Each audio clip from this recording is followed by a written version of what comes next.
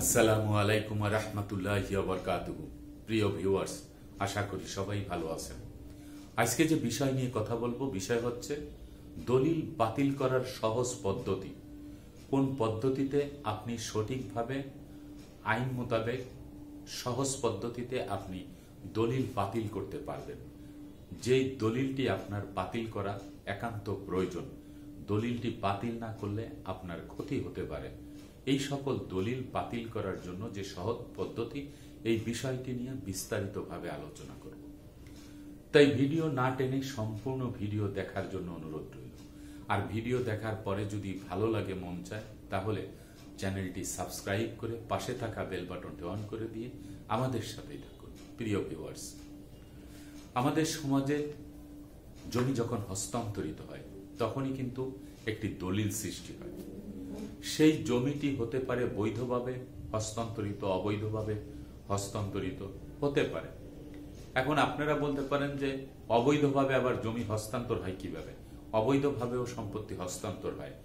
উত্তরাধিকার সূত্রে পাওয়া সম্পত্তি যখন আপোষ বন্টননামা দলিল না করা হয়, এই মৃত ব্যক্তির সম্পত্তি কিন্তু অবিভক্ত হিসাবে থাকে এবং সকল ওয়ারিশরা সেই সম্পত্তির অগ্রাধিকার ভিত্তিতে মালিকানা পেয়ে থাকে। কিন্তু এই সম্পত্তি যদি আপোষ বন্টননামা দলিল না করা হয়, তাহলে কোনো এক ভাই, কোনো এক বোন তার প্রাপ্ত অংশ থেকে অনেক বেশি অংশ বিক্রি করে দেয়। তিনি পাবেন হয়তো হিসাব মোতাবেক 4% জমি, তিনি বিক্রি করে দিয়েছেন 10% জমি। এরকম হতে পারে। আবার দেখা গেছে সম্পত্তি ভাগ হয় নাই, এক ভাই গোপনে তার স্ত্রীর নামে তার 5% জমি পাওয়ার কথা, তিনি 10% সম্পত্তি হেবা দলিল করে দিয়েছে। আবার অনেকে আছেন হেবার শর্ত ভঙ্গ করে তিনি একজনকে হেবা করে দিয়েছে। শর্ত কিভাবে ভঙ্গ করেছে? যে 14 থেকে 15 শ্রেণীর ব্যক্তির নামে হেবা দলিল করা যায়, কিন্তু তিনি পার্শ্ববর্তী একজন ব্যক্তি যার সাথে তার রক্তের সম্পর্ক নেই, তার সাথে কোনো তার পরিবারের সদস্য না, তার ছেলে না, মেয়ে না, বাপ না, বোন না, কেউ না, কিন্তু পাড়া প্রতিবেশী একজনকে তিনি ভাই সাজিয়ে, বোন সাজিয়ে একটি দলিল করে দিয়েছে। এই সকল দলিল বাতিল করার প্রয়োজন হয়ে পড়ে। আবার পার্শ্ববর্তী একজন ব্যক্তি, আপনার জমির পাশে একজন ব্যক্তি, তিনি আপনাকে না জানিয়ে সেই জমিটি বিক্রি করে দিয়েছে, যেই জমিটি বিক্রি করলে আপনি ক্ষতির সম্মুখীন হতে পারেন। এই সকল জমি আপনার প্রয়োজন, সেজন্য আপনি সেই জমি ফেরত পাওয়ার জন্য আপনি বিজ্ঞ আদালতে মকদ্দমা করতে পারেন, যেটাকে বলে প্রিএমশন মামলা। এরকমও আপনি করতে পারেন। তাহলে দলিল বাতিল করার জন্য যে সিস্টেম বা পদ্ধতি, তার মধ্যে আজকে যে বিষয়টি নিয়ে আলোচনা করব সেটি হচ্ছে সবচেয়ে সহজ পদ্ধতি। এই পদ্ধতি ছাড়া আপনি অন্য কোনো পদ্ধতিতে দলিল বাতিল করতে পারবেন না। দলিল হচ্ছে জমির সবচেয়ে শক্ত এবং গুরুত্বপূর্ণ ডকুমেন্টস। এই ডকুমেন্টস দিয়েই কিন্তু জমি হস্তান্তর, বেচা বিক্রি সবকিছু করা হয়। কিন্তু এই দলিলটি হতে হবে, যে দলিলটি আপনি বাতিল করতে চাচ্ছেন, সেই দলিলটি কিন্তু সাব রেজিস্ট্রার অফিস কর্তৃক রেজিস্ট্রেশনকৃত, বালাম বইতে এন্ট্রি আছে সেই দলিল। এই দলিল বাতিল করতে হলে আপনার স্থানীয় পর্যায়ে যারা স্থানীয় প্রতিনিধিত্ব করে, ইউনিয়ন পরিষদের চেয়ারম্যান, ওয়ার্ড কাউন্সিলর, মেয়র বা এমপি মহোদয় যারা আছেন, কেউ এই দলিল বাতিল করতে পারে না। এই দলিল যিনি স্বাক্ষর করেছেন, সাব রেজিস্ট্রার অফিস আইন মন্ত্রণালয়ের অধীনে, এই সাব রেজিস্ট্রার মহোদয় তিনিও কিন্তু এই দলিল বাতিল করতে পারে না। যে দলিলটি একবার সাব রেজিস্ট্রার অফিস কর্তৃক স্বাক্ষরিত হয়ে হস্তান্তরিত হয়েছে, এই দলিল বাতিল করার এখতিয়ার সাব রেজিস্ট্রারেরও নেই।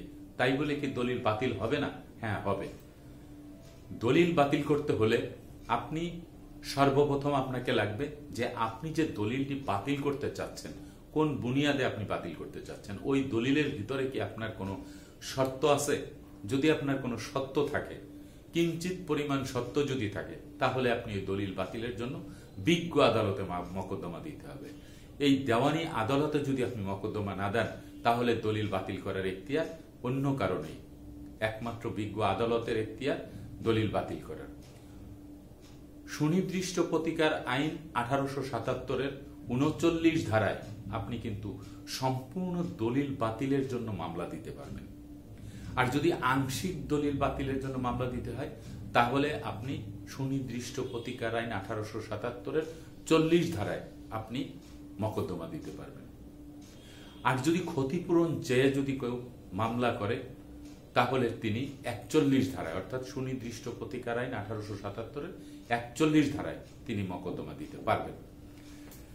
এখন আসা যাক যে এই মামলা দেওয়ার ফলে বিজ্ঞ আদালতে বিচারক মহোদয় তিনি কাগজপত্র দেখে জেনে শুনে বুঝে প্রয়োজনে তদন্ত সাপেক্ষে ওই দলিলটি যে বাতিল তিনি যদি সন্তোষজনক মনে করেন এবং তিনি যদি মনে করেন এই দলিলটি যদি বাতিল করা না হয় তাহলে যেই ব্যক্তি বাদী হিসেবে মকদ্দমাটি করেছেন তার প্রচুর ক্ষতি হয়ে যাবে, এই ক্ষতি যাতে না হয় সেজন্য ওই দলিলটি বাতিল করে দিবে।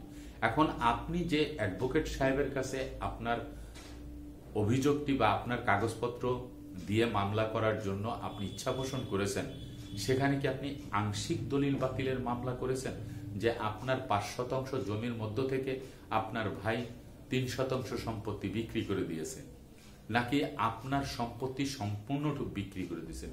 সেই বিষয়টি আপনি যখন বলবেন তখন অ্যাডভোকেট সাহেব নিজেই সিদ্ধান্ত নেবেন যে আংশিক দলিল বাতিল মামলা করবেন না সম্পূর্ণ দলিলটি বাতিলের মামলা করবেন। যদি সম্পত্তি বেচা বিক্রি হয়ে যায়, যেই ব্যক্তির নামে আপনি মকদ্দমা করেছেন সেই ব্যক্তি কিন্তু ক্ষতিপূরণ চেয়েও কিন্তু মামলা দিতে পারে। তাহলে এই যে বিষয়টি আমরা যারা এই চ্যানেলের ভিডিও দেখি তাদের কিন্তু স্পষ্ট করে বুঝতে হবে যে দলিল বাতিলের মামলা দিলে সরাসরি আদালতে দিতে হবে, আদালত ব্যতীত কখনোই দলিল বাতিল করা যাবে না। হেবার শর্ত ভঙ্গ করে যদি কেউ আপনার সম্পত্তি, অবিভক্ত সম্পত্তি হোক বা আপনার নিজের সম্পত্তি হোক, কারো নামে করে দেয় এবং সেটি যদি সাব রেজিস্ট্রার অফিস কর্তৃক যদি দলিল হয়ে থাকে তাহলে সেটাও কিন্তু আদালত কর্তৃক আপনাকে মকদ্দমা দিয়ে ওই দলিল বাতিল করতে হবে। আপনি যদি সেটি না করেন, আপনি যদি মনে করেন কেউ আপনাকে একটি নাদাবি সনদ দিয়ে দিল, নাদাবি দলিল দিয়ে দিল কোনো কিছু, তাহলে কিন্তু হবে না। নাদাবি দলিল যদি কোনো ব্যক্তি দেয় নন জুডিশিয়াল স্ট্যাম্পের উপরে লিখিত, সাদা কাগজে লিখিত, বা গ্রামের মুরব্বীদেরকে বসে ওয়ার্ড কাউন্সিলর, ইউনিয়ন চেয়ারম্যানের সামনে বসে কেউ যদি লিখিত দেয় এই জমির উপরে আমার কোনো সত্ত্ব নেই, আপনি কিন্তু হেরে যাবেন। কারণ নাদাবি দলিলে কারো সত্ত্ব নষ্ট হয় না।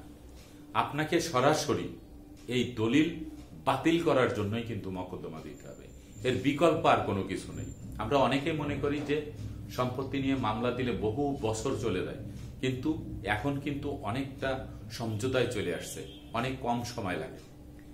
আপনারা দেখেছেন যে কয়দিন আগে আমি একটি ভিডিও করেছি যে অল্প দিনের মধ্যে 6 মাস 1 বছর, হাইস্ট 2 বছর 2.5 বছরের মধ্যে আপনি এই দলিল বাতিলের মামলা দিলে আপনি কিন্তু জাজমেন্ট পেয়ে যাবেন। আদালত কর্তৃক ছাড়া আপনি দলিল বাতিলের কোনোভাবেই আপনি ফলপ্রসূ বা লাভবান হতে পারবেন না। এই একটি সহজ পদ্ধতি যে আপনি দলিল বাতিলের জন্য মামলা দিলে আপনাকে ফাইন্ড আউট করতে হবে আপনি কোন মামলাটি দিবেন, আংশিক দলিল বাতিল না সম্পূর্ণ দলিল বাতিল। সে বিষয়টি অ্যাডভোকেট সাহেবের সাথে কথা বলে আপনি একটি মামলা দিলে আপনার দলিল বাতিল, আপনি কিন্তু রায় আপনার পক্ষে চলে আসবে। আশা করি বিষয়টি বুঝতে পেরেছেন। আজকের মতো ভিডিওটি এখানে শেষ করব। আগামীতে দেখা হবে অন্য কোনো ভিডিও নিয়ে। সে পর্যন্ত সবাই ভালো থাকবেন, সুস্থ থাকবেন আর আমার জন্য দোয়া করবেন। আল্লাহ হাফেজ।